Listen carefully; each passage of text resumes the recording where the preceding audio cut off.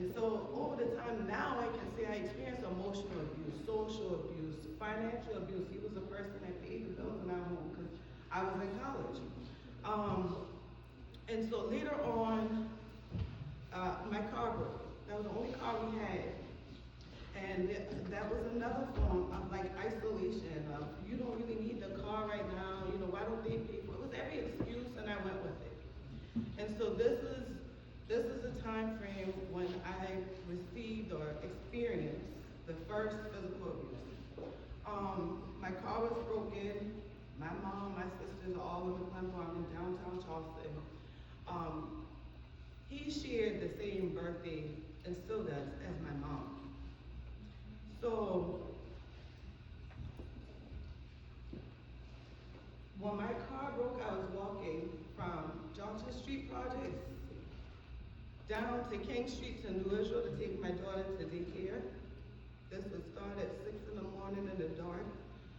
Downtown wasn't like it is now, so this would be walking by homeless people, drug dealers. I'm a young country girl, this is foreign for me. But this is by any means necessary because I have to get her to daycare at New Israel by Food Line all the way down King Street. So I can walk all the way back to the College of Charleston campus. And so one day walking from school, his brother-in-law saw me walking. And he stopped in the middle of King Street. That's when King Street used to be the Black King Street, you know, not today, it's King Street. So it was like black folks everywhere. So I was kind of surprised that he saw me and he said, hey, what you doing walking? And I said, I need, my car is broken. And he was like, you need a ride? And at the time I was like, no, I'm good. I'm not too far from New Israel. He was like, you going to the daycare? I said, yeah. He said, but you still gotta take Nasia back home, right? I said, yeah. He was like, get in this car, girl. So I got in the car with him. I got in the car with him, and when we were driving, you know, my daughter's aunt called him, and he was driving her vehicle, and she said, hey, like where you are? And with the old phones, you really could hear people's conversations so clear. And he was like, oh, just take Timeka to go pick up Nasia, and then I'm gonna take her back to the projects, and I come in. And I could just hear her reaction, like, She's the one that was my friend, introduced me to this family, introduced me to my daughter's father. And I said, hey, tell her I said hi. And he said, okay. And he said, hey, Mika said hi. And I could clearly hear her saying, Like I could hear this because I'm in the passenger seat. So it kind of threw me off. I didn't think anything about it. I just thought to myself, well, he should explain to her that this is a ride to taking me. And I was like, I just got to figure out my own ride. So we get there, and one day he called again, and he said, but you work, or that same day he said, you work on Dang Island, right? Because I was working at Publix. And I said, yeah, but I just work the weekends. And so he said, well, you need a ride? And I was like, sure. So I told my daughter's dad he was going to take me to work, and he was like, okay. So when he took me to work, he said, let's just plan to do something for them. Because I said, I don't want you to keep picking me up. She's upset. Like, I don't like this. And he was like, no, they just need more joy in their family. Like, they need to be more close. Like how you are with your family, I am with my family. They need that in this family. That's probably why we're here. So there was a Frankie Beverly and Me's concert coming up. He said, let's just get tickets for that concert, and we'll surprise them with it. So that was supposed to be my daughter's dad's birthday gift. And so the week of his birthday, I was calling his sisters, his brother, to have them come over to the house. I had gotten cake with my food stamp card. I had gotten ice cream. I had gotten all the things that I thought we were going to like celebrate his birthday. I had called my mom earlier that day and said, hey mama, I'm gonna celebrate with him, but I'm gonna come home this weekend so we can celebrate, because again, they share the same birthday. And I'm calling all of them, and no one wanted to come. At first, they just weren't answering. Finally, his mom answered, and she said, oh no, I don't think we're gonna make it. Well, we had a good relationship, so that threw me off, and I was like, okay, well, he's not even here. I guess whenever he comes, then we can celebrate his birthday. And he took so long, I put my daughter to bed, and I just laid on the bed and started studying, so my books are all over my bed. And it's like midnight, he comes through the door, but by this time, the cookies are hard, the ice cream was melting. I already put everything up and decided, well, I'm studying so I get tired and I'm gonna go to sleep. And when he walked in,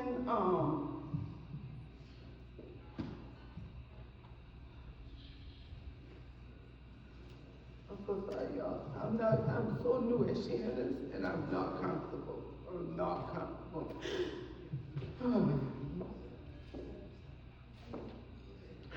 I could just feel something was off, but I didn't know what it was. So when he came in, he came up the stairs and he just stood at the door. And I looked up and I said, "Hey, happy birthday." And he was like, "Hey, it look like no birthday. I thought you and Peter putting stuff together for our birthday. Like, what happened? I thought y'all working on this big surprise." And I was shocked because I didn't talk to him about this. It was supposed to be a surprise. And I said, "Well, yeah, we were, but you didn't come." I said, "Nobody else wanted to come." And I could just see his mind was going, and I didn't know what it was. I was young. So I put my head down like I was studying again. And all I knew was that something hit me, and it hit me so hard, I thought he brought a brick from outside and threw it at me on the bed. You know, I used to always think that the cartoons were a joke when they show like something hit Bugs Bunny and the stars. No, that happens for real. I couldn't even really see what was going on because I was just like, oh my gosh, I couldn't see. Before I could even try to see, he just took the covers off the bed and dragged me to the floor and started wailing on me. I'm trying to fight back, and it hit me like, well, everybody wants to say my daughter looks like her dad, so let me go grab her. Maybe if you see her, you'll stop. And as I'm going to her, "You better not mess with that baby. You better not mess with that baby. Why you gonna wake that baby up? You better not touch that girl." And I grabbed her. When I grabbed her, he just came on the other side and kept going. But what made me put her back down is because the blood was just splashing all over my daughter, the floor, the walls. And so I put her in her crib, and he just kept going. And I thought, well, the project's always like, let everybody always outside. Let me get downstairs, because if somebody hear me, maybe they'll call the police for me. But the walls are paper, then we always can hear our neighbors. So it hurt my feelings that my neighbors I hang with all the time. Nobody had already called the police for me. I was already screaming. As I'm trying to get down the stairs, my shirt get caught in a banister, and my head's going straight down. Y'all, and the project is all cement. The walls are brick, the floor is cement. Ain't no carpet. There's no soft wall or soft floor. And so I said, "John, you gonna kill me?" And he said, "Yeah, you need to die." And I said, "But what about our child?" I'm like, my shirt is, I can hear it ripping. But I was able to beg to get back out there when he left. I really wasn't sure what to do. By this time, I realized that what he threw at me wasn't a brick, it was a house phone. Before he left, he took my cell phone and threw that down. I had no communication, I had no car, I had no nothing. And I was on his hometown. He grew up on East Side, so I was terrified to leave. This is shortly after midnight. But I had to leave, I was terrified. Luckily, I had seen a flyer from my sister's house, which y'all know is a local domestic violence shelter, and it had a list on it. I saw this at campus, and it said all of these different things, and I didn't physically check it off because I was nervous somebody on campus would see me. This was before I realized that I was going through domestic violence, but I remember mentally checking off multiple of those things, and when I got to the bottom of this flyer, it said if you checked off at least one, you are a victim of domestic violence. So I took that flyer with me, and that night, that's when I grabbed that flyer, because I went looking for money. All my phones were broken, I needed change. Where's the closest payphone? And as I'm searching through everything, literally all I had to my name was 35 cents. I said, "Thank you, Jesus, it's enough for one phone call. I'm gonna call my sister's house, see if they can call my mom, because I couldn't call some clinical from downtown Charleston. I'm walking through the projects nervous. I never wear ball caps. At that time I had one on, and all I had was a white one, and I was like, he's gonna see me. He's gonna see me. I walked as fast as I could, so I went from Johnson Street Projects and walked all the way down to the post office. There's a gas station across the street. When I called my sister's house, they were able to get me some help where they had the police come out. They talk you through so well of how to be identified by safe folks without really being identified. You can tell they're very, very trained. We went back to the house, they had already called the police, and that was the first time that I had literally looked at the projects and it looked like a movie. I saw jackets with CSI everywhere, lights everywhere. And instead of thinking, let me go get some things so I can go home, I was like, man, the project's gonna be mad at me. Because anytime the police comes through, people's children get taken away, people go to jail, families are broken up. And I said, oh boy, I'm gonna feel the heat of this tomorrow. But I was happy he wasn't in there. City of Charleston took me across the bridge to just at the foot of the bridge. Charleston County brought me to McClellanville. I had luckily tricked him into letting me call my mom before he broke the phone. And I didn't say anything to her. I just said, hey mom, I was calling to say happy birthday. But she knew. I talk to my mama all the time. She knew. So when I got to McClellanville at 4 a.m. and I pulled up, the only light was on was her in the kitchen washing dishes. My mom is a little different, so she's not gonna come with hysteria, but that was a sign to tell me she was concerned and she was waiting on me. And when I walked through the door, I was just so exhausted, and she kept washing the dishes, and her washing the dishes had me behind her. She never turned around, she just kept washing. And I said, hey mama, good evening. And she said, hey baby. And she said, you want to put that baby to sleep? I said, yes ma'am, I'm so tired. She said, I know you are. I know you are. She said, I know what it's like to live in with a jealous man. So I knew my mom had experienced domestic violence already. And so the next day, I'm gonna just go through this as best I can because for the sake of time. But the next day, the victim's advocate was able to. She was so trained to kind of, in my eyes, trick me into going down to meet him publicly, and they came and arrested him. He was facing 10 years in prison, but of course he wiggled out of that. And so I immediately went to move. I went to the projects, doing all my paperwork. I'm terrified to tell him I'm leaving because of domestic violence, because he's not supposed to be living there. So within that 30 days, with additional attempts where he put a gun to my head and he said, I got questions I'm gonna ask you. And he said, there's only one bullet in here. So as long as you answer the questions right, you're good. But I don't know where the bullet is, so just keep going. He said, so if you answer the question right, I won't pull the trigger, but if you lie, I won't pull the trigger. I said, okay. And so the first question he asked me, y'all, I don't remember them questions, but they were very just controlling, jealousy type questions. So the first question he asked me, I said to him, I said, I made up my decision that I was going to give him whatever answer he wanted to hear, which was a lie. And so I gave him that answer, and he said, lie, click.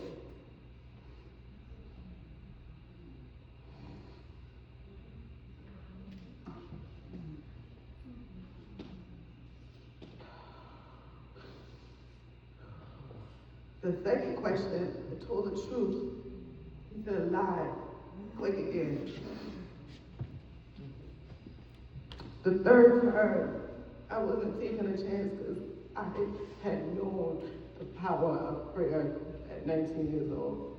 Just seeing my mama do it so often, I started praying, and I started praying loudly. I don't know what the question was, but I was praying over it. I prayed about him, I prayed on him, I prayed on my life, my daughter's life. I prayed so hard because I prayed like I had seen my mama pray, and I'm single trailer while we were growing up. And all I could hear was him sniffling. So I closed the prayer out, and I looked up, and the gun was like to the side, but still in his hand. And I said, come on, let's sit down. Because by this time he's crying, and I closed the prayer out, and I said, it's okay. It's okay, like we can figure this out. You know, I really have missed being with you too, because we hadn't been living together since the first time. And I said, but do me a favor, because I really hate guns. I said, open this gun and take that bullet out. It was a revolver, y'all, so when he opened the gun, the next round was the bullet. If I didn't trust in prayer, I would not have been here to share this story.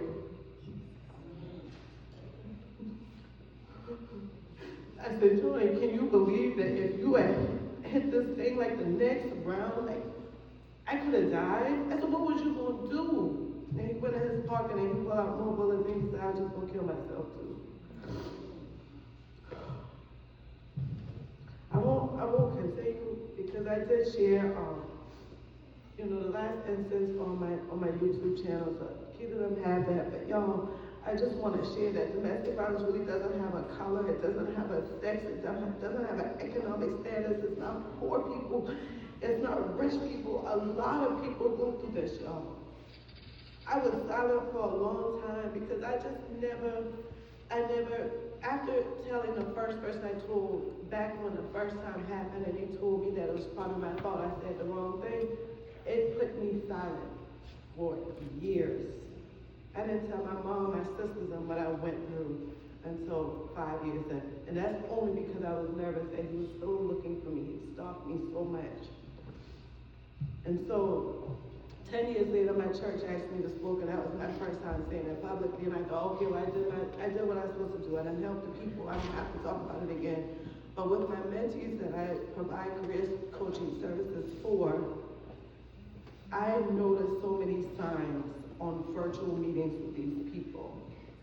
I noticed that these ladies were intentionally taking my calls. They'd be on my same time zone and taking the calls at their office at 9 o'clock at night. I noticed that some ladies would put on their headphones and they're very, very quiet and you can hear like a slight noise and all of a sudden they go, well, okay, yes, you can just tell me, and it went to me doing all the talking. I just noticed signs.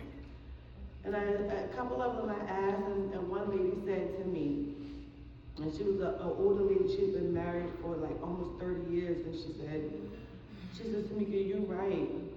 Like, I'm going through domestic violence. She said, but you are the start of my exit plan, because I figured if I can get my career together, I can depend on myself, because I depend on him so much financially for almost 30 years. Oh. If you guys ever see signs from somebody of something they might be going through, I'ma just be real nonchalant. You ain't gotta know what's going on. You ain't gotta know no details. Don't ask a bunch of questions. Because most times when people reach out to you, they got a small slither of time to reach out. Because these abusers are on your butt nonstop. You don't really get a minute to breathe. Even if I'm chatting on the phone, it's nothing for them to be sitting at the front door with the screen door open. You can hear me. They are around you all the time. So a few people, the two people I reached out to help, let me get that right. Just two people I reached out to, and both of them declined helping me. But it's all good, because now what I do, even for my employees, when I notice that they're going through something, y'all, I've had employees where I say, hey, listen, I tell them where I hide the key. I don't go through nothing. I see what you're going through. I've been there, you know? And I say, I have a key at my house. That's my address. I'll never need to know the date or time. I ain't got no husband, a child grown. My dog might bark a little, but you come on over. And they have happened where people have came, my employees have came and stayed at my house, show up at 10, 11 o'clock on the phone, no shoes. Just provide something. That exit plan doesn't have to be all big and strategic. If you got an extra phone, if you got an extra key to your car, if you know, whatever it may be, just say, hey, just if you ever need it, I got this. Because this year makes 21 years and I still struggle to talk about it. So I thank y'all so much for y'all time. I'm praying not only for those who may be seeing this, the children in the home, or the survivors who are still struggling like myself, but I'm definitely praying for people who are still trying to discover if they're a victim. It takes us a long time to accept that word. It takes us a long time to say, this is what we're in. It takes us a long time to just even look at it as a full picture. Outside, we see the full picture. A lot of times inside, we just don't. So I'm praying for you guys as well. I'll say this last thing. One of the biggest things that hit me and made me start sharing my story more often was during COVID and the news and the radio had said on the same day, different times. We want to do a moment of silence for domestic violence victims because right now they're under attack all day long, 100% of the time. COVID, you couldn't go to work. That used to be my breathing time when he's at work. I want us to not forget that we still got to pray for these people, help these people, and just break the silence. Thank you so much again, Paul. Thank you.